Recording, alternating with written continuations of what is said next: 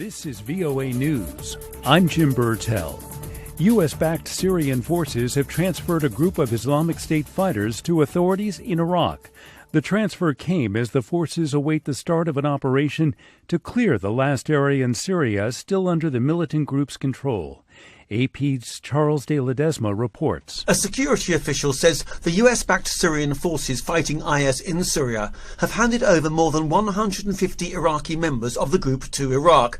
The official says the militants were moved to the Iraq side overnight and that they're now in a safe place and being investigated. The handover comes as the US-backed Syrian forces are involved in a standoff over the final IS-held slither of land in southeastern Syria, close to the Iraqi border, amid the extremists' imminent territorial defeat. I'm Charles de Ledesma. Pope Francis opened a landmark summit addressing the decades-long scandal involving sexual abuse of children by the clergy with a call to action.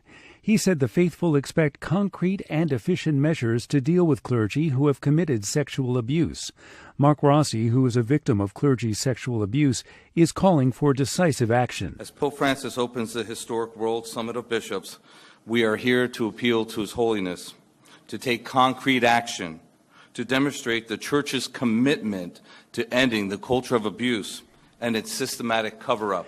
At the summit, Manila Cardinal Luis Tagle said the Church accepts responsibility. We humbly and sorrowfully admit that wounds have been inflicted by us, bishops, on the victims, and in fact, the entire body of Christ. The Vatican Conference convened just days after Pope Francis defrocked disgraced former U.S. Cardinal Theodore McCarrick.